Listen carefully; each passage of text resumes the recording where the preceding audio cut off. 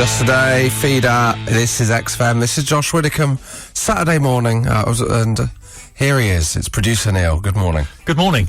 There it is, the classic catchphrase. Before that, we had Reflect from Arcade Fire, which we both agree, Neil, is one of the songs of the year. It'll be in my top 10. Will it? Is that what are you going to do a festive countdown? Yeah, like John Peel's Festive 50. Like John Peel's Festive 50? Fernie's Festive 50? We can do that. Good. Well, let's not. Let's do Fernie's Festive 5. That's what we'll do, because we haven't got all day. Now, I don't want to make it all about you. So we'll move on. No, I don't want to make it all about you, but there's another thing we need to get through with you, isn't there, Neil? We've had a request that you do a shout-out. Now, as we're not, we're not on a youth state. We're not Grimmy. I never thought we'd come to do kind of shout-outs. We haven't got a posse. I don't know if you count as a posse. No. It's a pairing. As a pairing? A duo. A duo. A twosome. Double header. So many lyrics, we're frightened to use them. Ant and Dec, that is.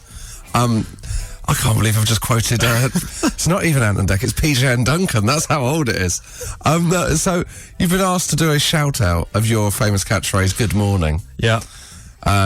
Now... I'm worried this is going to start a trend. Are you worried about this? Are you? A little. I mean, we love people listening and interacting. But like you say, I'm not sure we are. What I don't want is in 10 years, when Ringo Starr had to release that video on his website saying that he was not going to sign anything more, you're going to have to release a video on your website saying, I'm sorry, I can do no more shout-outs. I'm not saying good morning to anyone. Yeah, I'm not saying good morning to anyone. I only got so many hours in the day. Or in the morning, at least. How many hours are there in the morning? About 6. Yeah. Before 6 a.m. That's not really the morning, is it? That's night still. It's devil's time. So do you want to do a shout out to Steve Sinyard? Yeah. Good morning, Steve Sinyard. Hope that was worth the wait. I hope it was. I hope it was worth the Sony Award we're going to get. If you want a shout out from Neil. Kill yourself. No. If you want a shout out from them, well, are we going to do them now? No. I don't want it to take over the show. Maybe we'll batch them. So if they tweet in and want the shout out, we'll put them on the list, and then occasionally, once every few weeks or so, you can give bulk shout outs to a group, to all the names. It's like the Costco of shout outs. Yeah, exactly. Josh Widdicombe. XFM. This is XFM. Josh Widdicombe with shout out king producer Neil. Good morning. There it is. That was less of a... I mean, that doesn't count as a shout-out. If you've only just tuned in, Neil did his first ever shout-out before Frightened Rabbit, and it went rather well, and we've appealed. If anyone else wants a shout-out from Neil, we'll be doing one at another time. We then had a wager on how many people to ask during Frightened Rabbit. Neil went with 4, I went with 12. Which was idiocy, really. I should have gone 5. We've all seen The Price is Right. You go one above so that you maximise your... coverage. How many people want shout-outs now? Let me refresh to give us the closest possible target. So this is it, a live pressing of F5 there, listeners. 10 people want a shout. We'll do it another time. If you do want a shout-out of Neil, you can just tweet him, can't you? At any point, really, until the next shout-out producer Fern adds you to the list. It's very exciting, isn't it? So we're doing a bulk shout-out next week? We'll be doing a bulk shout-out next week. At some point next week, there will be a bulk shout. We've got Jack D on, but let's not waste time talking to him. Instead, Neil will be doing a bulk shout-out. Now, there's 2 things I want to talk about today. Number one, obviously this feels quite of the week. It's been Halloween. Are you a Halloween fan? I'm a fan of the sweets. Yeah. Sweets, yeah. Oh, what that you get? Or just an excuse to buy sweets. Oh, right, an excuse to buy and sweets. And then eat them. Yeah, and give them to children. If there's any left. If there's any left. What, sweets? Yeah. Yeah, right, good. I'm not a huge fan. Do you put the apostrophe in Halloween when you write it? That's when you know you're a true fan. Do you know that? There's an apostrophe between the 2 E's. Is there? Yeah. Wow. Edutainment right here on a Saturday morning. Well, there's no tainment. Just edu. I got trick-or-treated in Chipotle or Chipotle, depending on your level of pretension. What, the Mexican burrito place? Yeah. Well, I don't think it's Mexican. I think it's like a US brand. Okay. But let's not look back into the history of the company. I was having a burrito on my own, And that wasn't no need to laugh at that, Neil. Sorry. My misfortune. And then two kids came in and I didn't see them and shouted boo, and I jumped out my skin and they asked for money. It wasn't even Halloween. So 3 days before they had masks on. And then sorry, I just coughed. That's all right. Very unprofessional. Shows you're real. Yeah, because often people are listening to this going, bloody hell, this guy is so professional. If only there was some kind of chink in his armour. And I gave him £2. Not because I felt they deserved it, but because I pulled the wrong coin out of my pocket. The other one I want to do, we were talking about what subjects to do yesterday as I was sat in a cafe looking out the window. It was on a roundabout, this cafe. But it's nicer than it sounds. And I saw two cars almost collide. Ooh. And I thought, driving test nightmares. Yep. How have you failed your driving test? Who has failed their driving test in the most spectacular way? The first one I didn't finish probably. Trick or treat nightmares. Yes, that's what we want. So what's the worst experience you've had as a trick or treater or from a trick or treater? I once gave, when trick or treating, a man a black eye with a party popper. So see if you can beat that. Josh Widdicombe. Rewired, Kasabian. This is Josh Widdicombe on a Saturday morning. This is producer Fernie on the other side.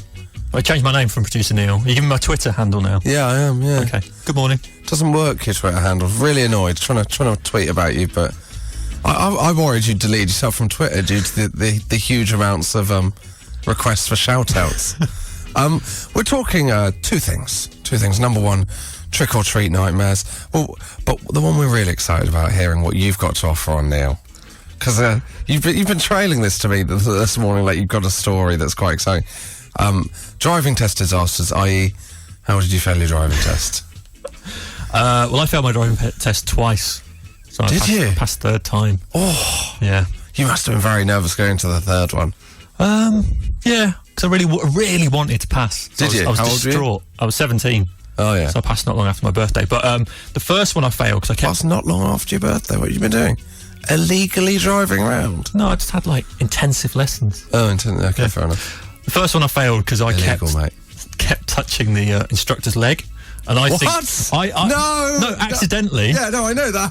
I realised you didn't want it that much. And that's the thing. What do you mean you kept touching his leg accidentally? Wait, it was a female, and she was quite large of build. And it was a tiny kind of Ford Fiesta. Every time I went for the gear stick, That's the best thing I've ever heard. That's the best. How could she fail you for that? Well, I think she kind of thought I was trying to just pass in different ways. Did she say at the end, you failed because you're touching my leg? No, she just looked very uncomfortable and kept kind of going every time I did it. And I'm like, I'm going for the gear stick. If you know what I mean. Sorry. So what did she say at the end of the test? Oh, she said I was in the wrong lane at a roundabout or something like that. Well, that's why you failed. Well, no, then I got into an argument and said, well, I couldn't have been in the right lane given a car had broken down and it got a bit heated and I walked out. When you say got a bit heated, I hope you mean argument-wise. Yes. It wasn't like in a film where you started arguing before you knew you were, having a Frenchie. And my second test... oh, my word, it can't top the first one. Oh, no, my second test I failed because I was speeding. Amazing. How are you speeding? Because I got overexcited. I had a very heavy foot. Very heavy foot. What speed were you doing? I think I was doing 35 and a 30 and stuff, and I kept wondering why he was slowing me down. Yeah. More to the point, how did you pass your third time? I just drove very well, conscious, learnt my lesson, kept my hands to myself and kept doing speed limit. Your busy hands. I have noticed you've got busy hands. Adam Hills is worried when he's on after 11 that your hands will be creeping across the table if he's I mean, that's unbelievable. If the driver, if she's listening, would you like to make a formal apology? No, because no, I won't. If you can top Neil's story, and it's going to take some topping. I mean, every week you're such a box of tricks and anecdotes. It's amazing. What I can tell is you're actually still annoyed about it. I am, yeah, I am. I wish you were joking. You don't want to make a formal apology? No, I'm not gonna. No. She made me spend another £100 on driving lessons. That's why I asked you again, because I really enjoy watching you get so angry. This is brilliant. Oh, I've never been so happy in my life. Josh Widdicombe. XFM. Now, I'm not saying you're lowbrow, Neil, but we are joined now by our resident kind of polymath and theorist and literary figure. It's to review this week's his favourite book of the week. It's Matthew Crosby. Good morning. Hello, Josh. How are you doing this morning? I'm good. How are you? I'm very, very good. Did you have a good Halloween? Yes. See, there we go. Yes. I was, just theorising over how people forget the apostrophe. So, well done. Did you enjoy it? I did, except for the fact that no trick-or-treaters. No? I don't know why it seems to have gone, maybe it's because I've got a shared door. I live in a flat, you see. Yeah. And I'm number 5, so they would have had to press the doorbell 4 times. So they've already tricked or treated. They've already tricked or tracked. They've already got their chocks from Gillian next door. Shout out to Gillian. Yeah, shout out. This is shout out crazy this morning. Now, Matthew, you're here not to talk about Gillian's chocolates, which, let's move on from... Neil's been doling out too many euphemisms this morning. But you are here to talk instead about your favourite books of the week. And this week, celebrity autobiographies, let's make that clear. You specialise only in that. And my entire library is celebrity autobiographies, that's right. Well, regular listeners to the show will remember last week I rather flippantly said, it's going to be a tough week when we get to Fern, Britton, my story. And Joshua, you threw down the literary gauntlet and said, that's what we're doing next week. Yes. So here we are. The phrase "you've only got yourself to blame" springs to mind. I'll tell you one thing. Like the thing about her book that sets it apart from like David Hasselhoff's Making Waves is that she is intelligent. She uses her brain. She's a sort of fiercely intelligent figure. So her anecdotes don't necessarily land in the same way that Hasselhoff punching a transsexual in the face do. So like one of the funniest stories, and we were this close to me reading this out this morning, was about when she was working as a prompter in a theatre. If an actor dries up on their lines, you have to prompt them with their lines during a production of Waiting for Godot, but the pauses were so long she didn't know when to prompt. Yeah, you wouldn't get that with Hasselhoff. You never have that in Kimberly Walsh's Whole Lot of History. So what I'm going to do, I'm going to read you this. The reason I picked this is because, despite being a very intelligent woman, I mean, there's loads of discussions about whether she's feminist or post-feminist. I'm not going to bore you with that right now, but this is a section where I think she misjudges what she's talking about halfway through the chapter, okay? So this is about a quality that she and Philip Schofield share with doctors and undertakers. Do you know what that quality might be? Listening? It's a black sense of humour. Black sense of humour, fair enough. A quality that Philip Schofield and I share with doctors and undertakers is a black sense of humour. Never far beneath the surface, it bubbles over when the tension becomes too great. And suddenly we're helpless with laughter. It's a safety valve. It helps us cope with the insanity of the job and the insanity of life. These ridiculous remarks aren't scripted or planned. They just fall out of our mouths. And then we're helpless, and it's let's go to the break. Sadness, happiness, rudeness, ridiculously. Sometimes we look at each other and think how lucky we are to be doing this now. Obviously, this was written a few years ago before she was replaced by Holly Willoughby. Recently we were hysterical for 2.5 minutes non-stop. Apparently, it gets the endorphins up. She doesn't tell you what she laughed at. She tells you that she laughed. That's not a funny story. A funny story shouldn't just be, I laughed for 2.5 minutes. Just say what? Anyway, never mind that now. Really, it's only an extension of everyday life. Like when you visit someone in hospital, the situation can be far from optimistic, but seconds later you're falling about because you've noticed that the consultant on the gynecologist ward is called Mr. Stud, or the urologist is called Mr. Tinkle. Both true. That her words, laughter and tears are the two ways humans have of releasing tension. At the beginning of an interview, I have no idea how it will affect me. There was a fantastic man who told us the story of his childhood. On the morning of his birthday, he went downstairs and his mother said, "Come with me, I've got something for you." He followed her, but instead of handing him a present, she put his hand through the mangle. This is insane. I'd read the research in the car coming in this morning, so I knew what to expect. But hearing it from him, hearing his voice break with the pain that stayed with him from down the years, and seeing him weep in front of me, I wept too. I don't remember what followed it. Inevitably something lightweight, because that's how the show works. Shakespeare knew all about it. Comic relief, it's called. From light to dark and back again. Now, there's a chapter that starts about talking about how funny her job is, and ends with about a man getting tortured by his own mother. I don't know what... It's a roller coaster ride of emotions, isn't it? I mean, I'm not going to lie to you. Fern Britton is... She's got hidden depths, Matthew. Thank you. She really does.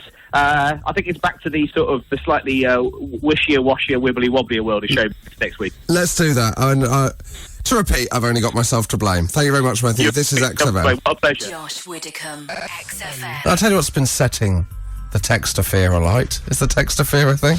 It is now. It is now. Coining new words, language, it's dynamic. Driving test failures, that's what we're talking about. I was too busy coining a new word. I kind of paused then and thought, should I continue with the textosphere thing? No, it's run its course. There's two favourites we've had come in on the subject of how you failed your driving test. I'm going to go with this one. I can't decide. We're going to read them both out. It's like Sophie's Choice. I failed my first driving test by waving at a pregnant woman. I did not know her. Now, I'm a huge fan. Who's that? That's from Sexy Sully 92. Obviously, the first 91 Sexy Sullys were taken. 92? Are you old enough to drive? Oh, you're 21. Oh my God, I feel so old. That really is disappointing. I mean, I don't know if that's a reason to fail. Well, he took a hand off the wheel. Oh, so you're not allowed to wave. No. You're not allowed to take your hand off the wheel. No. Not even to touch the leg of the driving tester like you did. I was changing gear. Are you going to apologise? No. Stop it. I was changing gear. Did you then, next time you think, I'm just going to have to take it in automatic. That's the only way to get away. You shouldn't be waving at a pregnant woman anyway. I mean, your wife's just given birth. Was she getting a lot of kind of unsolicited waving when you'd walk along the street when she was pregnant? Not that I remember. No. Not from learner drivers. No, definitely not. 10 o'clock, 2 o'clock, that's what you got to remember with your hands. That's what you need to remember. Busy hands, Fernie. Josh Widdicombe, XFM. We're joined by Adam Hills. Indeed. And joined by James Acaster as well. Hello. How are you? Good, mate, yeah. Good. How are you? Keeping your coat on? Well, I'm a bit chilly.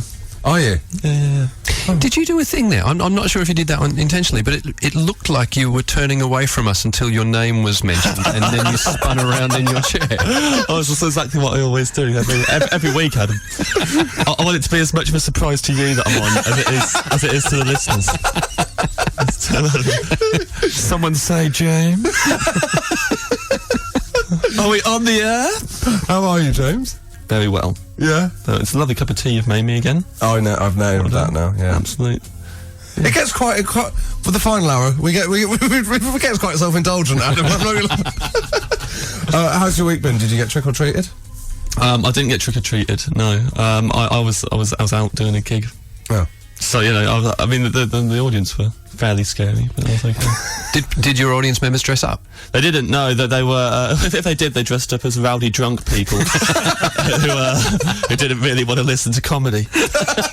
And well, man, did I get tricked? Oh, are you into Halloween? Not really.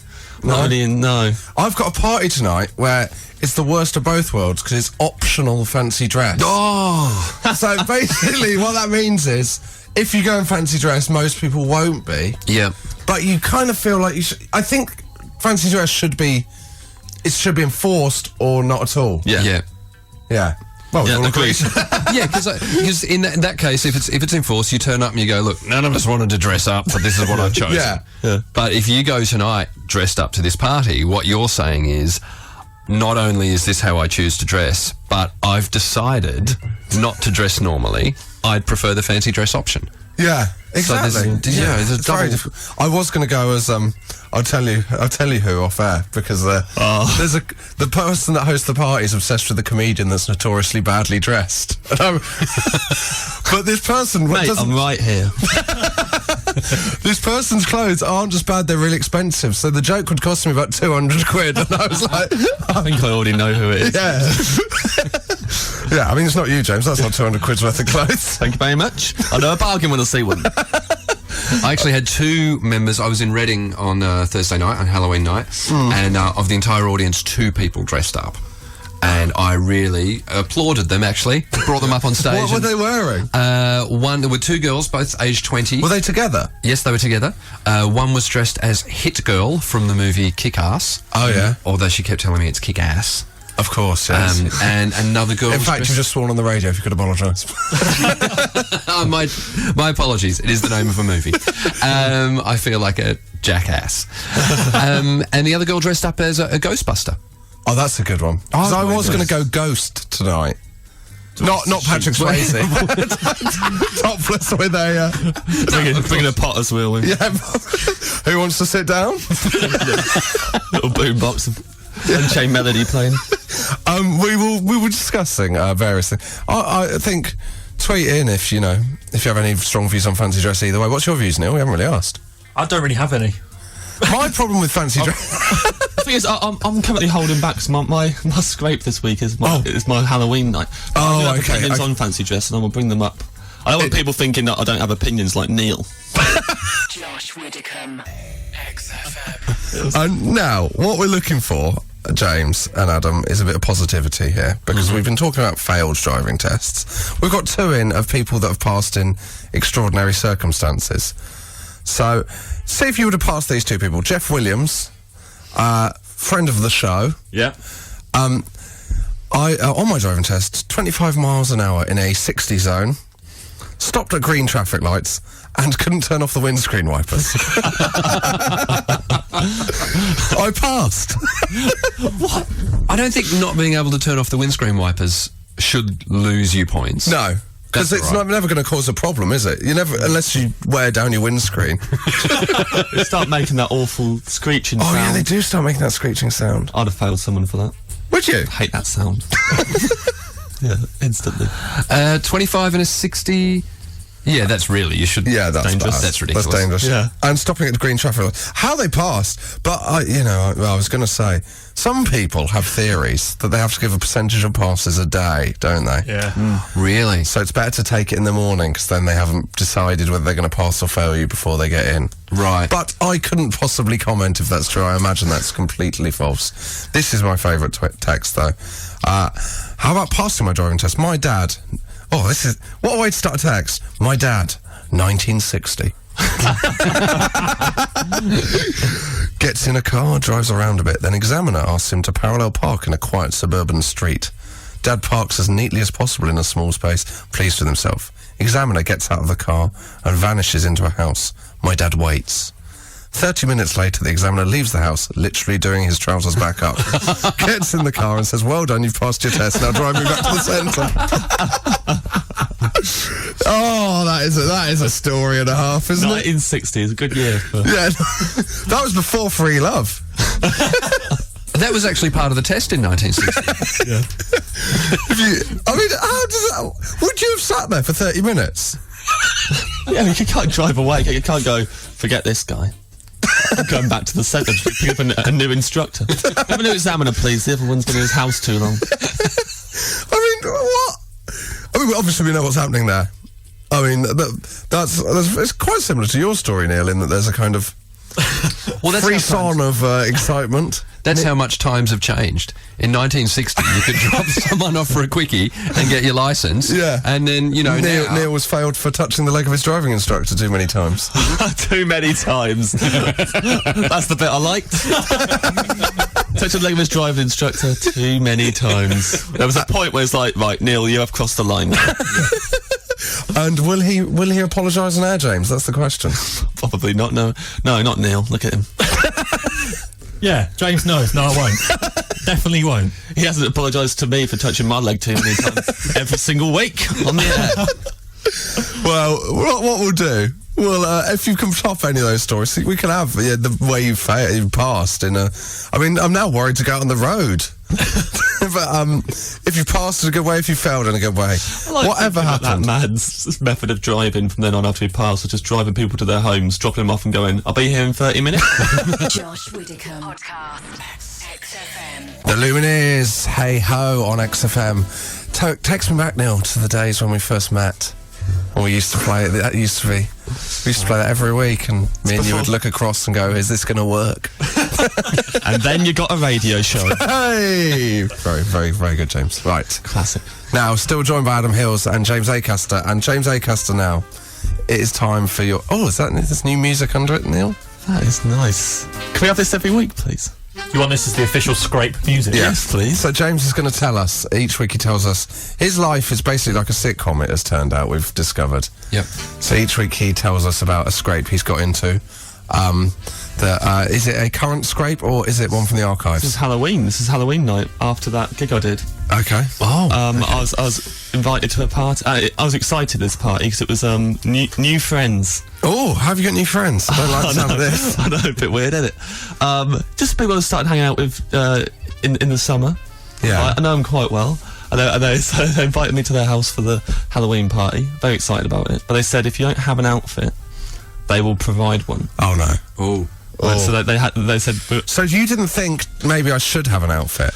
I've never bothered ever No, with right. Halloween outfits. Yeah. So I was like, I'm gonna have to have one. Have of you ever these. forgotten your PE kit and then they make you go into like a box where there's like old shorts and a girl's top?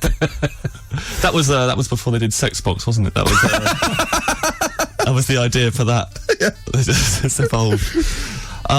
So I was like, that's fine. I'll go and I'll just wear whatever they give me at the door, and I'm fine with that. Yeah. So I just got straight from the gig. And then the door was answered by people I didn't know, so the room was rammed, but Right. full of like 20-year-olds. How old are your friends? They're 30s, early 30s. So everyone else. So these two 20-year-old girls answer the door, and there's a guy stood next to this rack of different costumes. And he's just as a skeleton with body paint. Body paint all over him, but he's a skeleton. And here's a like a bit of a tip off. He was bad news. I wasn't gonna like him, right? He had also painted a scar across his forehead. You can't pick a team. Right? You can't be a skeleton with a scar. Doesn't work. No, exactly. No, you were completely technically correct. It's like I may not have made I like any the way you effort. said technically, as if to go, you're technically correct. I mean, get over it. And no, I think morally you're correct as well. Yeah. If you're going all the way, a dent Yeah. a dent into yeah. your head as a skeleton. Yeah. Or like Crack. a smashed hole. Yes. Yeah. Yep. Anything like that, not a scar. And like, I was like, even though I've not made the effort, I think I've beat you already because that doesn't make sense. And he, as soon as they answered the door, he looked at me and he went, "No outfit, off home." Right? That's what he said. Now that's not nice. No. Not nice at all. But I laughed it off. Yeah. It's like, that's a joke, right? That's a joke. So I was like, oh, I understand you got an outfit for me. And he got one off the rack and he gave it to me. He went, "Put that on. That's what losers wear." Oh! Okay, are you sure the scar... Are you sure someone hadn't just punched him half an hour It before was you got bleeding there? very convincingly. Very convincingly. I was gushing down his face. That's a really effective fat lip you've got there. Mate, your outfit. Someone's been in an accident. So he handed me the outfit and I was like, now... When he didn't said that's what losers wear. Yeah. I should point out, he actually didn't call me a loser. He called me something way worse. I've downgraded it about 20 times to loser. Right? Okay. So I said, did you just call me a loser? And he went, now, at that point, what would you... If you were that guy, and Yeah. you'd said that, and someone said, did you just call me... What would you do? Oh, you have to own up. Yeah? Yeah. Yeah. You'd probably go... I personally go, yeah, sorry about that. Bit silly, weren't it? I'd say, I thought it was banter, but it's got... Yeah. I misjudged the tone. Yeah, yeah. Absolutely. He went, yeah, deal with it. Whoa! Okay. Why does this kind of thing only happen to you?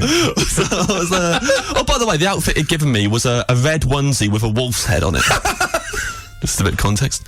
I didn't even know what that was meant to be. And a crown as well, like King of the Wolves. King Wolf. King Wolf. Oh no.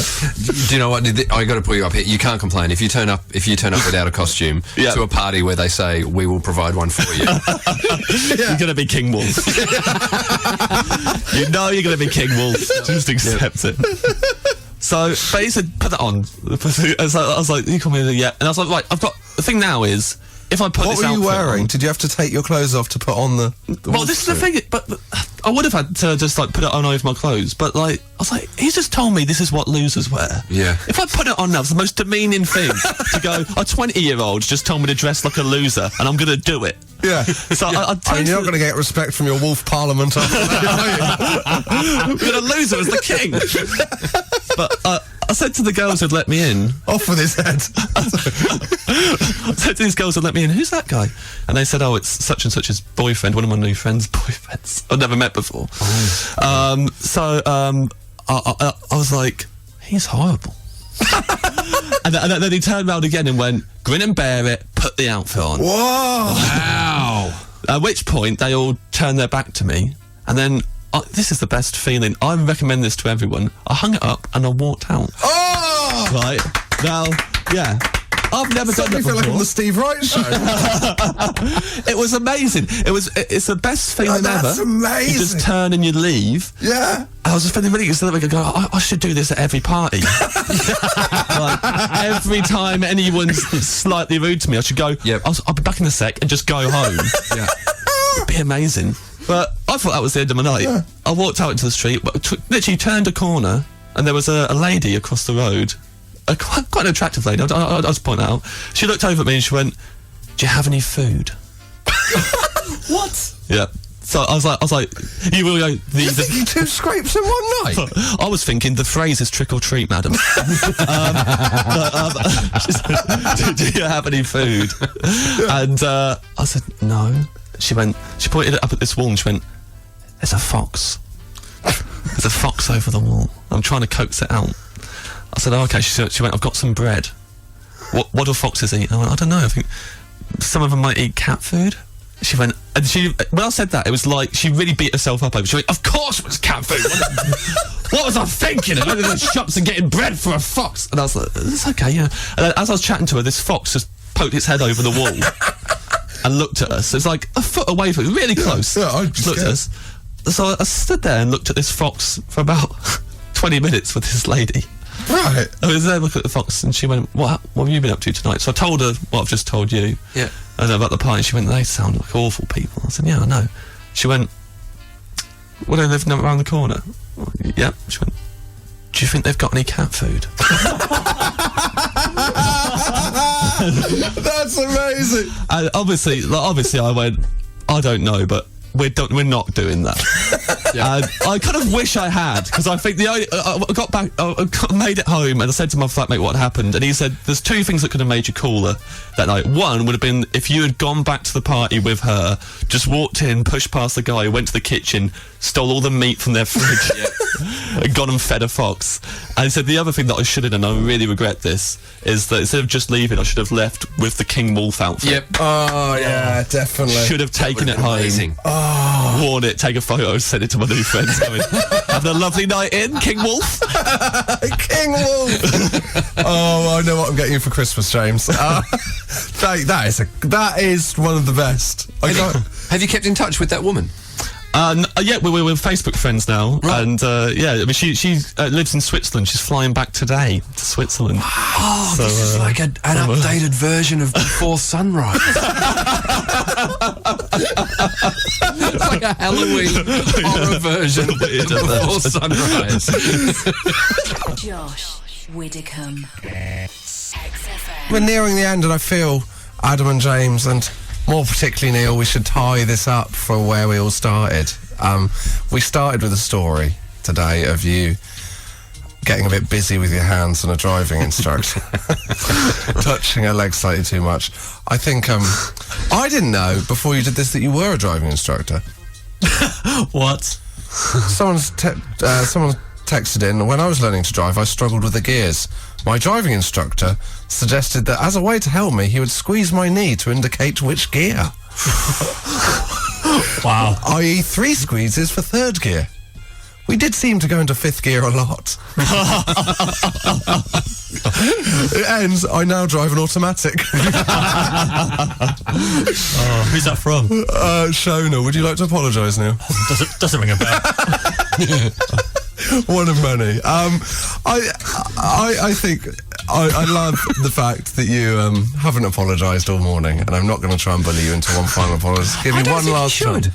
I'm on Neil's side with this. I don't think he should. He didn't do anything inappropriate. Yeah. It was an accident. He reached for the gear stick and he kept touching the lady's leg. You didn't do anything that you need to apologise. She needs to apologise to you. Yeah. She needs to call up and say, I'm so sorry for failing you. To be honest, that's the greatest awakening I've had in quite some time. What are you doing afterwards? I think she needs to get back in touch. Okay, we'll put that appeal out for this week. If you know this, where was the test centre? It was in Shirley in Birmingham. Okay, and what year would it have been? What was it? 2001. 2001. Yeah. Okay. If you know this woman, or you are this woman, get in touch. Just awakened her. She might be going around squeezing people's knees for how many miles per hour they should be doing. Josh Widdicombe, XFM. Niels, have you seen the documentary about his dad being invented the concept of parallel universes? Yeah. It's a really good documentary. Really? Yeah. But that's for another time. But if you wanted to, Next week's topic. next week's topic. What did your dad invent? What did your dad? Oh, it could. You know what? It could be musicians whose relatives have invented something. Yeah, that's good. Oh, there we go. All right. Write it down there. Well, I'll see you next week then, Neil. We won't do the planning meeting. Maybe if listeners have got their own inventions. Invention Week on XFM. James, we've come to the point in the show where you can, as a thank you for coming in, you can plug your wares. So we'll start with James. As an old hand, you know how to do this. Go. Monday to Saturday, I will be at the Soho Theatre at 9:15 every night doing my solo show, Lawnmower. Come and see it. It is a brilliant show. It was nominated for the Foster's Award. Just a bit. And also, tomorrow I'm doing a gig called Rise of the Idiots in Balham. That's a good gig, that. It's their 3rd anniversary show, and they have asked me to plug it. I'm doing it. Any other promoters who are booking me, don't get any wise ideas. I'm doing it once for these guys because they listen to the show. And they're very nice people. The gig is always nice. So come along. I am doing, I'll just do my plug and then we'll come to you. I'm doing the Greenwich Comedy Festival tomorrow, which is, with you, James. Sold out that gig. Oh, there's no point in plugging it. And Folkestone on Friday, Southampton on Saturday, and oh no, that's next week. We've got by saying Saturday, that means that's happening. Folkestone next Friday as well. And Adam. We're all looking at our phones to try and work out where we are over the next week. I'm in Bexhill-on-Sea tonight, and then next week I think I'm in Milton Keynes. The Stables? Yes, you are? The Stables in Milton Keynes. That's a great venue. Harrogate, That's great. Cheltenham, Not York, been there. and Lowestoft. You are going to get to see the sights and sounds of the best country in the world. If you are at a 10-pin bowling alley anywhere near those places, that's where I'll be an hour before the show. Is that what you do? That's become my new warm-up. Nice. Yeah, game of 10-pin bowling before the show. It's great. That's good. That's good. And you've of course- also been sent on here to plug something else, Adam. Yes, I don't I've want got to a have to DVD. keep prompting you, mate. DVD's coming out November 18. It's called Happyism, filmed at the Hammersmith Apollo. It's the show that I'm touring at the moment. And I'm also promoting Movember. Some audience members dared me to get involved in Movember when I was on stage in Leicester. So today is day 2 of a very bad tash. If you would like to donate, all proceeds go to everything raised goes to prostate awareness and prostate cancer. And the website is mobro.co/Adam Hills. And we will tweet the link, won't we, Neil? We will, yeah. I've already tweeted a picture of quite the bushiest moustache I've ever seen. You look like Merv Hughes. Thank you. Thank all of you for coming in. It's been a lovely morning. Thank you, Neil. Pleasure. Put those hands away. Josh Widdicombe, podcast, XFM.